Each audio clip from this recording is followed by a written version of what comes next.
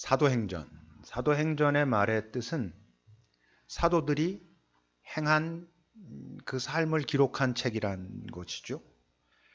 근데 좀 자세하게 말한다면 사도행전은 사도들이 하나님의 말씀을 듣고 순종한 일의 기록이라고 말할 수 있습니다. 그런데 또 잘 생각해 보면 이 세상에 사는 모든 사람은 무언가에 순종하면서 살아갑니다. 이 세상의 질서에 순종하며 살든지, 하나님의 말씀에 순종하면서 살든지, 아니면 자기 상처에 순종하면서 살든지, 자기 분노에 순종하면서 살든지, 하여튼 우리는 무언가를 따라서 살고 있습니다. 바로 그렇기 때문에 순종의 핵심은 예배가 그렇듯이, 기도가 그렇듯이 순종의 핵심은 순종의 대상입니다. 누구에게 순종하느냐, 누구의 뜻을 따라 살아가느냐 하는 것이 핵심이라고 하는 것이죠. 그래서 오늘 본문 29절에 보면 사도들은 이렇게 이야기합니다. 베드로와 사도들이 대답하여 이르되 사람보다 하나님께 순종하는 것이 마땅하다. 무엇을 의미합니까? 사람에게, 다른 말로 하면 이 세상 질서에 순종할 수도 있지만 하나님께 순종하는 것이 그것이 진짜 잘 사는 방법이다 라고 말하고 있는 것이지요. 그러면 어떻겠어요? 이 세상의 질서를 주관하는 자들은 당연히 하나님의 질서에 순종하고자 하는 자들을 싫어하고, 그렇기 때문에 그것을 싫어하는 것에 동조하는 사람들을 통해서 그들을 대적하게 합니다. 오늘 보면 17절과 18절을 보면 대제사장과 그와 함께 있는 사람, 즉 사두개인의 당파가 다 마음에 시기가 가득하여 일어나서 사도들을, 어떤 사람들, 하나님의 뜻을 순종하며 살아가는 그들을 싫어해서 시기해서 잡아다가 옥에 가두었다라고 말합니다. 우리가 지금 사도행전을 처음부터 보고 있는데 계속 그들은 잡아다가 가두고 어찌할 바를 모르고 또 내주고 또 강하게 잡아오고 이런 일들을 계속 반복하고 있지요. 근데 여러분 살면서 꼭 그런 경험이 있으시기를 바랍니다. 또는 있었기를 바랍니다. 뭐냐 하면 내가 하나님의 뜻대로 살아가고자 할 때 그것을 방해하는 세력이 점점 강해진다는 건 내가 그것을 포기하지만 않으면 나를 통해서 이 세상에 하나님의 권능과 권세가 더 명확하게 드러나게 된다는 것을 의미합니다. 점점 그들은 강해집니다. 그런데 그들과는 비교도 할 수 없게 더 강해지는 분이 우리 하나님이시고, 그런 포기하지 않는 우리를 통해서 그 모습이 더 명확하게 드러난다고 하는 것이지요. 오늘 본문 23절을 보면요, 23절은 그런 이야기입니다. 지금 우리가 처음 시작할 때 옥에 갖다 가두었잖아요. 가두었는데 이들이 하나님의 어떤 방법에 의해서 풀려났어요. 근데 풀려난 걸 알지 못하고 이들을 잡아 가뒀던 사람들이 이제 밤에 잡아 가둬놓고는 아침이 되니까 가서 그들 데리고 오라고 이제 뭐 신문해 보자고 그러는 겁니다. 그러니까 이제 그를 데리러 갔던 사람들이 돌아와서 하는 이야기입니다. 23절입니다. 이르되 우리가 보니 옥은 든든하게 잠겨 있고 지키는 사람들은 문에 여전히 잘 서 있는데 문을 열고 들어가 봤더니 아무도 없습니다. 그러는 거예요.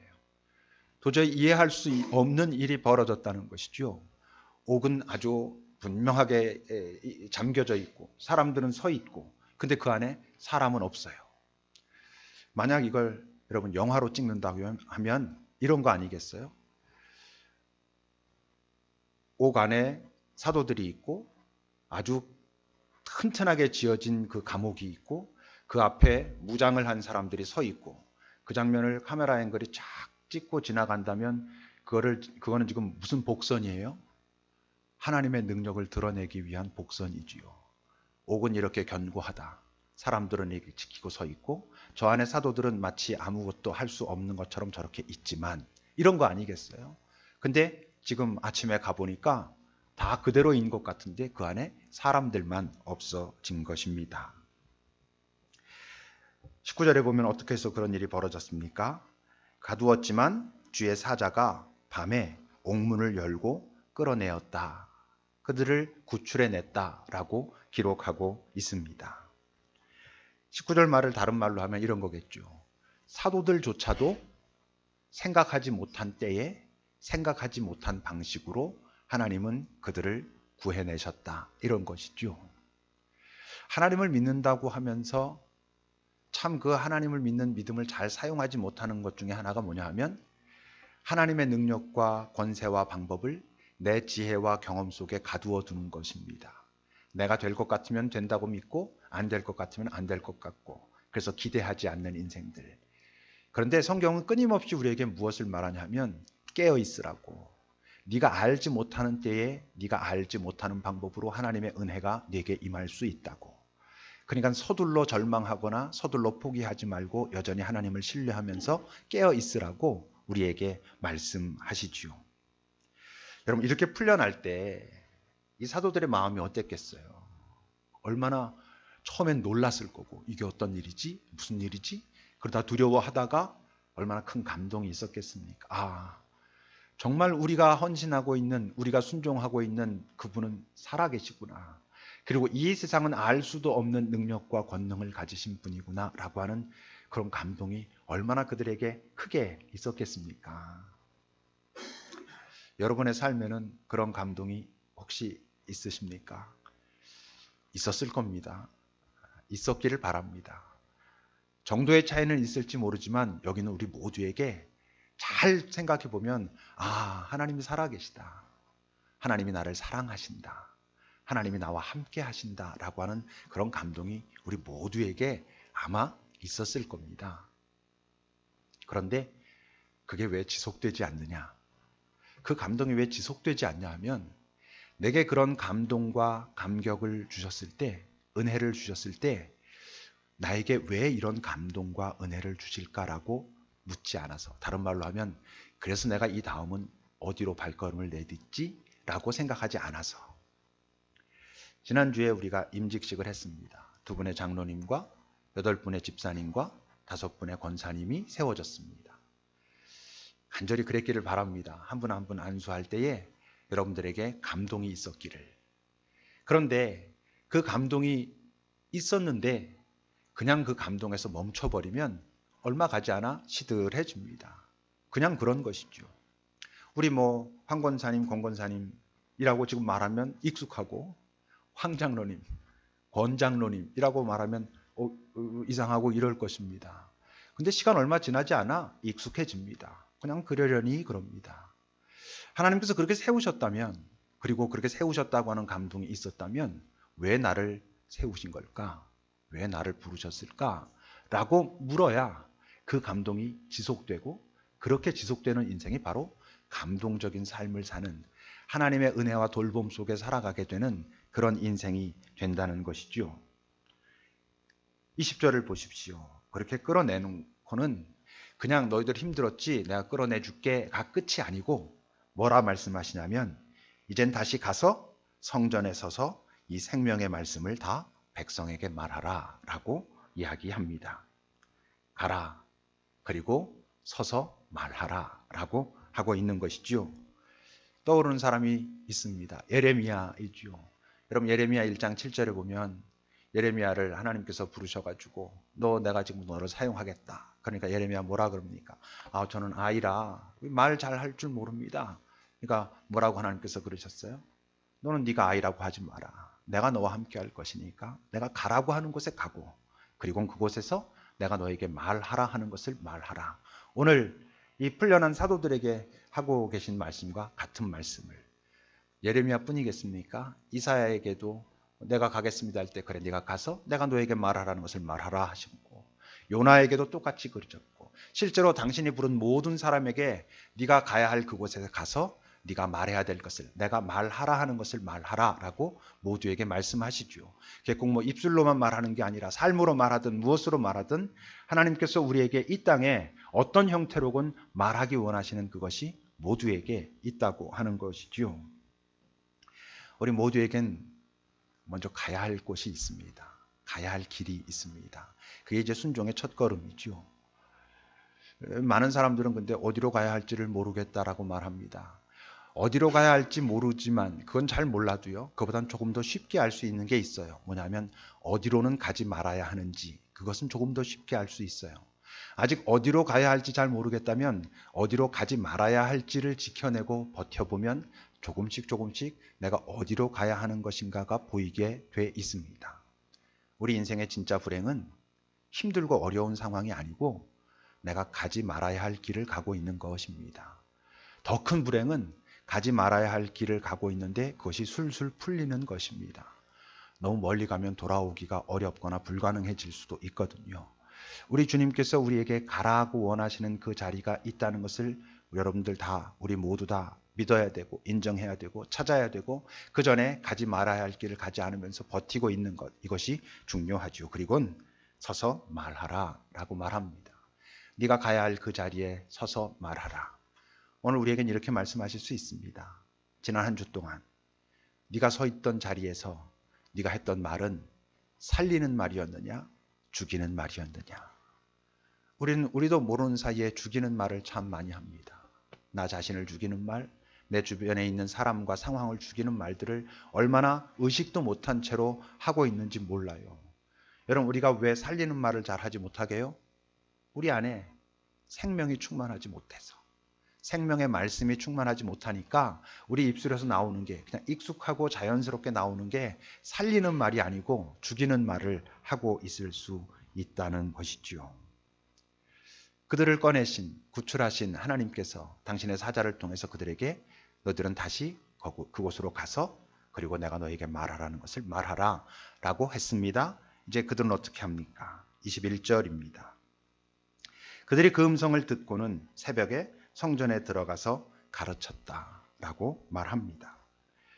그러니까 이런 사람들에게는 듣는다라고 하는 단어와 순종이라고 하는 단어가 같은 의미입니다. 듣는 것을 살아내는 것입니다. 그러니까 이들의 관심은 순종이 아닙니다. 왜냐하면 순종은 더 이상 갈등의 거리가 아닌 것이지요. 이들의 고민은 뭐냐 하면 순종이 아니라 식별입니다. 내가 듣고 있는 이 음성이, 내 마음에서 올라오고 있는 이 마음이 하나님께서 주신 것인가? 하나님께서 내게 듣기 원하시는 것인가 라고 하는 것을 식별하는 것이 고민이지, 하나님께서 내게 하신 말씀이 분명하다면 그것을 따라가는 것은 이들에게 더 이상 고민거리가 아닙니다. 왜? 그렇게 살아가는 것이 잘 살아가는 것이라는 것을 이들이 경험하고 있기 때문에. 그렇게 살아갈 때 자신들의 삶에서 권능과 권세가, 자신들을 통하여 하나님의 사랑과 평화가 세상으로 흘러간다는 것을 경험하고 있기 때문에 그것은 더 이상 이들에게 고민이 아니고, 내가 듣는 음성이, 내 마음에 일어나는 마음이 하나님께로부터 온 것인가? 그것이 이들에겐 핵심이 되지요. 그리고 새벽에 성전에 들어갑니다. 언제 풀려나왔죠? 몇 시간 전에, 밤에 풀려나왔잖아요. 며칠 지난 게 아닙니다. 새벽에 바로 다시 가는 거예요. 그야말로 순종의 목마른 자들처럼 그렇게 살아가고 있어요. 어디로 간다고? 성전으로. 성전이 어딘 줄 아십니까, 여러분? 이들이 잡혀갔던 곳입니다. 그 앞에 우리가 지난번에 본 거에 보면 솔로몬 행각에서 그들이 말씀을 전하다 잡혀갔거든요. 솔로몬 행각이 성전에 있는 것입니다. 그러니까 거기서 잡혀갔는데 풀어내가지고는 다시 거기에 가라는 거예요.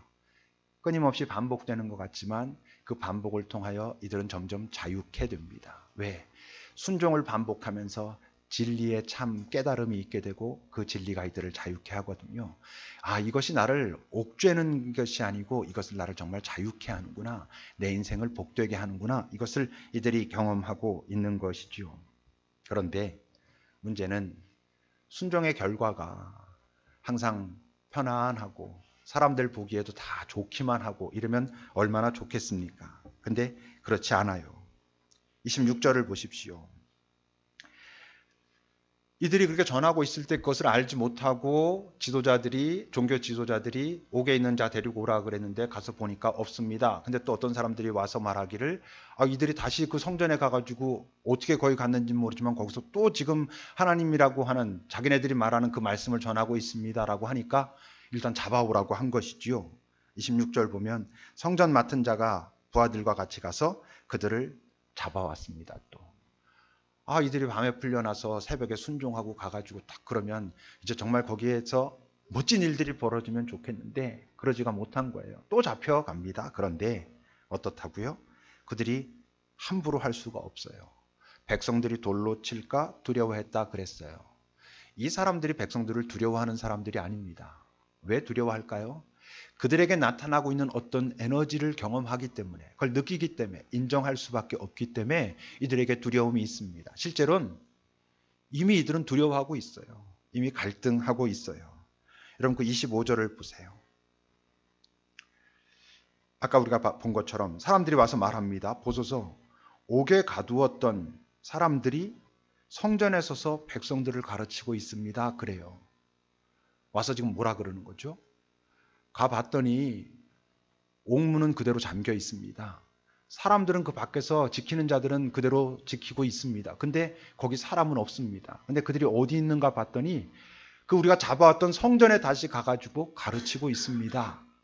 여러분 그걸 듣는 사람들이 이게 얼마나 황당한 일이에요. 얼마나 이해할 수 없는 일이에요. 이게 도대체 뭔 일이냐. 이게 지금 무슨 일이 벌어지고 있는 것이냐라고 얼마나 당황했겠어요. 얼마나 두려워하고 있겠어요. 28절에도 보세요, 여러분. 그들을 끌어내가지고 말합니다. 잡아와서 말합니다. 우리가 이 이름으로 사람을 가르치지 말라고 그토록 너희들에게 말했는데 너희가 아직도 그것을 가르치고 있는 걸 보니 그 사람의 피를 우리에게 돌리려고 하니 우리 하는 말로 도대체 너희들 우리한테 왜 이러니? 뭐 이러고 있는 것입니다. 왜 하지 말라면 이제 그만 좀 하지 너희들 왜 계속 이러니? 라고 위협하는 것 같지만 사실은 뭐예요? 두려워하고 있는 것이죠. 어떻게 할 바를 알지 못하고 지금 있는 것이죠. 위협하는 것 같지만 사실은 두려워하고 있는 것이고, 여러분 그거 아시죠? 이 세상에서 굉장히 많은 것들을 갖고 있는 것 같아도요, 결정적인 순간이 되면 그것이 별것이 아닙니다. 그 당사자에게는. 뭐 많은 영화들에서 나타나는 게 그 후반부에 가면 뭐 악당들 나온 영화들 후반부에 가면 이거 다 줄 테니까 뭐 목숨만 살려다오 이런 얘기들 얼마나 많이 합니까? 별일 없는 것 같을 땐 자기 뜻대로 풀려가는 것 같을 땐 지금 자기가 가지고 있는 것들이 대단한 것 같은데 뭔가 한번 삐걱하고 나면 자기가 가지고 있는 것들이 별로 소용이 없다는 것을 알게 되죠. 여러분 이 세상에서 벌어지고 있는 많은 일들을 한번 보셔요. 얼마나 실제로 그들이 갖고 있는 것이 그들을 결정적인 순간에 결코 지켜주고 있지 못하는지 말입니다. 이제 그들을 향해서 이들이 한 말이 바로 29절의 말씀입니다. 우리 함께 읽어봅시다. 오늘 본문 29절 한 마음으로 읽어보겠습니다. 베드로와 사도들이 대답하여 이르되 사람보다 하나님께 순종하는 것이 마땅하니라. 이 고백이 우리 모두의 고백이 되어야 하지요. 그때 우리가 정말 잘 살 수 있습니다. 이 고백은 이들에게는 이미 이제 익숙해진 것이죠. 앞에 사도행전 4장에서도 똑같이 말했잖아요. 하나님 앞에서 사람 말 듣는 게, 너희들 말 듣는 게 그게 하나님 말씀 듣는 것보다 그게 더 옳은지 너희들이 한번 판단해 봐라. 우린 보고 들은 것을 말하지 않을 수 없어. 라고 이들이 말하고 있어요. 어떤 사람이 진짜로 신뢰하는 게 무엇인지를 알아보려면 그가 무엇을 신뢰한다고 말하는 소리를 듣는 게 아니고 그가 무엇을 따라 살고 있는가를 보면 그가 진짜 뭘 신뢰하고 있는지 알 수 있습니다. 여기는 우리는 하나님을 신뢰한다고 말하겠죠. 그런데 그 신뢰가 진짜인가 하는 것은 우리가 무엇에 순종하는지, 이 세상 질서에 순종하는지, 내 욕망에 순종하는지, 정말 하나님의 말씀에 순종하는지를 봐야 그가 진짜 무엇을 신뢰하는지 알 수 있습니다. 이들은 어떻게 이렇게 말할 수 있습니까? 30절과 31절입니다. 너희가 나무에 달아 죽인 예수를 우리 조상의 하나님이 살리시고 이스라엘에게 회개함과 죄사함을 주시려고 그를 오른손으로 높이사 임금과 구주로 삼으셨다 라고 말해요. 이 말을 짧게 말하면 이런 거예요. 예수를 보라. 그를 보면 죽음이 끝이 아니야 라고 말하고 있는 것이죠. 너희들은 우리를 이 세상에서의 우리의 호흡을 끊어버릴 수는 있을지 모르지만 우리는 알고 있거든. 그게 끝이 아니라는 걸. 우리가 주님으로 모시게 된 예수 그분을 통해서 이 땅의 호흡이 끊어지는 것이 끝이 아니라는 걸 알겠어. 그러니까 이 땅의 호흡은 너희들이 끊을 수 있을지 모르지만 어떻게 너희들을 순종하겠니? 그 다음에 모든 것을 주관하시는 분을 순종해야지 라고 이들이 말하고 있다는 것이지요. 다음 세상을 알면 이 세상을 떠나는 것은 절망이 아니죠. 그것은 설렘이 되는 것이죠. 다음 세상이 불확실하니까 이 세상을 떠나는 것이 큰일 날 것 같이 느끼는 것이죠. 우리 지연자매가 이제 한 달쯤 남았습니다. 온유가 세상에 나오기까지 이제 한 달쯤 남았습니다. 온유의 입장에서 볼 때는 엄마의 그 배 안에서 한 10개월 가까이 그렇게 있는 온유의 입장에서 볼 땐 엄마의 그 배 안이 그의 세상의 전부입니다. 우리는 온유의 탄생을 기다리고 있지만 온유의 입장에서 엄마의 배에서 나올 때 그는 단어는 그거는 정확하게 알지 못하겠지만 마치 죽는 것 같을 것입니다. 그의 세상이 끝나는 것 같을 거라고 하는 것이죠. 근데 우리는 알죠. 우린 기뻐하며 그 아이를 기다리죠. 왜? 끝이 아니란 걸 우리가 아니까. 근데 만약 온유 엄마랑 잘 교제를 해요. 그래서 태교가 중요하다는 거 아닙니까? 엄마가 그 아이랑 이야기를 나누고 서로 이렇게 만지고 이야기를 하고 해요. 그래서 그 온유가 이게 다가 아닌 것 같다. 엄마의 음성이 들리고 엄마의 촉감이 있고 라는 걸 점점 알게 되면 그렇다고 그 아이가 이 세상은 전부가 아니야 이렇게 자각을 하지는 혹시 못할지 모르지만 그 다음 세상으로 나가는 그 어떤 것에 대한 기대가 있을 수 있지 않겠습니까? 우리는 이 다음 세상이 매일 부활을 어쩌고저쩌고 얘기하면서도 그게 분명하지가 않아서 이 땅에서 이 땅이 전부인 것처럼 막 살지만 점점 이 다음 세상이 명확해진다면 우리는 배 안에 있는 아기가 있는 그 엄마의 자궁보다 이 세상이 훨씬 더 넓고 큰 세상이라는 걸 알기 때문에 그 아이를 기쁨 가운데 그 아이는 죽음처럼 느끼는 걸 우리는 탄생이라고 말하지만 우리가 이 세상을 떠나는 것도 우리는 죽음이라고 생각하고 느낄지 모르지만 하나님의 나라에서는 우리가 영원한 생명으로의 탄생의 순간 아니겠습니까? 오늘 이들은 어떤 사람들이냐면 32절 마지막에 뭐라 말합니까? 우리는 이 일의 증인이요. 어떤 일? 부활의 증인이라는 것입니다. 우리가 부활의 증인이 되고 나니까 다시 말하면 부활의 증인이란 무슨 뜻? 이 세상 너머를 알게 된 자들이라는 것이죠. 이 세상 너머를 알게 되고 나니까 이 땅에서의 내가 살아야 할 삶이 무엇인지 너무나 명확해졌어. 그 삶을 살려다가 내가 이 땅에서 내 호흡이 끊어진다 할지라도 아니 괜찮아. 왜? 내가 부활의 증인이라니까 라고 말하고 있는 것입니다.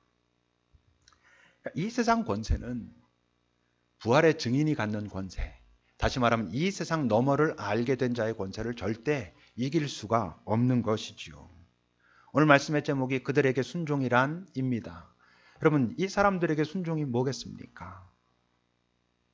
인생을 가장 잘 사는 방법이고 멋진 인생을 사는 것이고 하나님의 권능을 가지고 이 세상을 복된 인생으로 살아가는 방법이라는 것이 너무나 명확하니까 이들에게 순종은 포기할 수 없는 것이 되는 것입니다. 문제는 우리에게 순종은 어떠냐 하는 것이죠. 여러분들에게 순종은 무엇입니까? 이 사도들의 순종을 이렇게 듣다 보면 정말 대단하다. 막 그러다가 마음이 좀 어렵고 막 이렇게 되다가 조금 지나면 아예 편안해집니다. 어차피 내가 할 수 없을 것 같아서. 이게 참 어떤 건지는 알겠는데 내가 이 세상에서 이런 색깔을 가지고 이런 분위기로 딱 살아내기는 나는 아직도 먼 것 같은데 이렇게 되니까 조금 이렇게 부담은 되지만 이렇게 좀 편안해질 수 있지요. 순종은 어려운 것, 아직 내가 감당하기엔 너무 힘든 것, 우리가 이렇게 생각하고 있습니다. 그런데 거기엔 자기 기만이 있어요. 우리는 순종이라고 말하면 순종을 커다란 하나의 덩어리로 보고 싶어 해요. 온전한 순종이라고 하는 덩어리. 그렇게 보니까 도저히 지금 내 믿음과 내 삶의 상황 속에서는 순종을 할 수가 없는 거야. 그러니까 순종이 옳다는 건 알지만 하나님 죄송합니다. 제가 마음은 원이로되 육신이 연약해서 아직 내가 믿음이 부족해서 내 아직 신앙 경력이 부족해서 이렇게 말하고 싶어 하지요. 근데 여러분 순종은 덩어리로 갖고 있는 게 아니라 잘게 쪼개서 가지고 있어야 됩니다.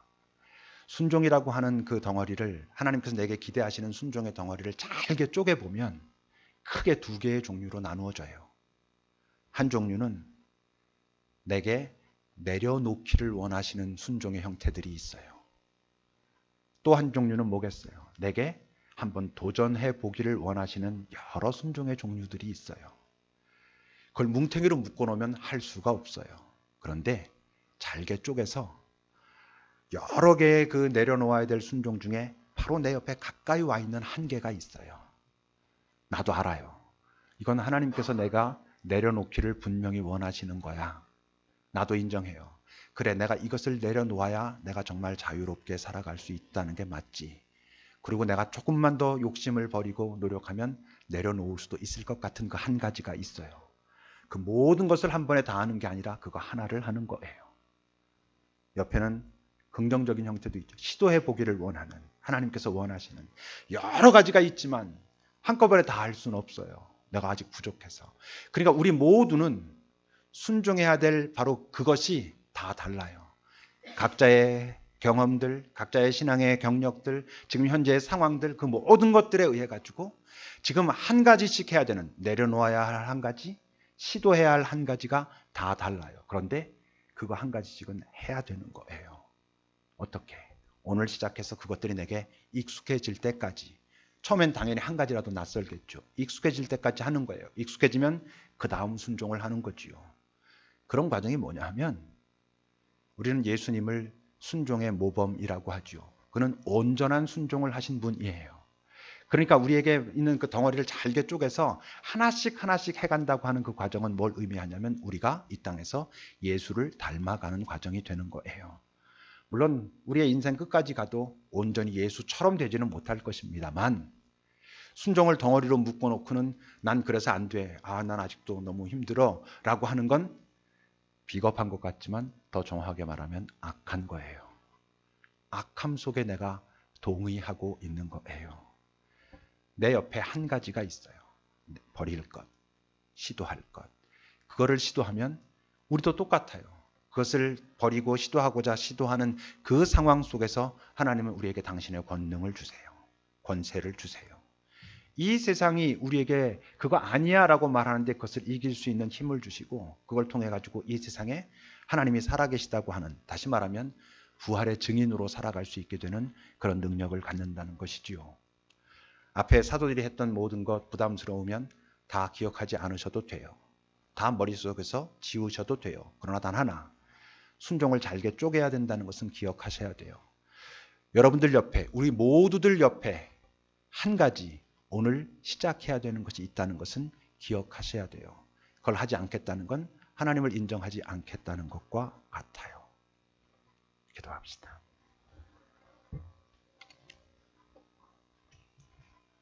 우리 스스로에게 정직하게 좀 물어봅시다. 하나님께서 내게 내려놓기를 원하시는, 순종하라 말씀하시는 그 한 가지가 뭘까? 내 주님께서 내게 시도하라고, 도전해 보라고, 그렇게 순종해 보라고 하시는 또 그 한 가지는 뭘까? 여러분, 그걸 해야 우리 삶에 진짜 에너지가 생겨요.